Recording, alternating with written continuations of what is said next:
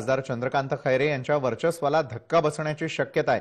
जिल्ह्यातील महामंडलेश्वर शांतिगिरी महाराज यांच्या भक्त परिवारानं शिवस्वराज्य बहुजन पक्षाचे उमेदवार हर्षवर्धन जाधव यांना पाठिंबा जाहीर केला। या पाठिंब्यामुळे औरंगाबाद लोकसभा मतदारसंघात खळबळ उडाली आहे। जवळपास 2 लाखांहून अधिक मतदार हे शांतिगिरी महाराजांच्या भक्त परिवारातील सदस्य आहेत। 20 वर्षांपासून बाबाजींचा भक्त परिवार खासदार चंद्रकांत खैरे यांच्या पाठीशी उभा होता। मात्र यावेळेस पाठिंबा हर्षवर्धन जाधव यांना देत असल्याचं बाबाजी भक्त परिवारातर्फे सांगण्यात आलं।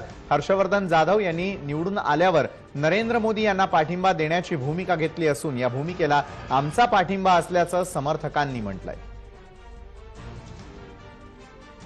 7 मतदारसंघामध्ये जय बाबाजी भक्त परिवार काय भूमिका घेणार, आज या गोष्टीचा आनंद आहे का बाबाजीच्या वतीनं परिवाराच्या वतीनं संभाजीनगर जिल्ह्याची घोषणा अपक्ष उमेदवार हर्षवर्धन जाधव यांना जय बाबाजी भक्त परिवारांना पाठिंबा दिला या संदर्भातली घोषणा ही केलेली आहे। या घोषणेचा निकास सर्वप्रथम देशहित आणि राष्ट्रहित, राष्ट्र कसं मजबूत होईल या कारणासाठी 2014ला सुद्धा पंतप्रधान नरेंद्र मोदी व्यक्ती म्हणूनच पाठिंबा दिलेला होता आणि आजही 2019ला देशाला पुन्हा एकदा 5 वर्ष त्यांच्या हातामध्ये आपण दिलं पाहिजे हा निकष बाबाजी आणि परिवाराचा आहे। ते निकष धरूनच हा हर्षवर्धन जाधव यांना पाठिंबा दिलेला आहे।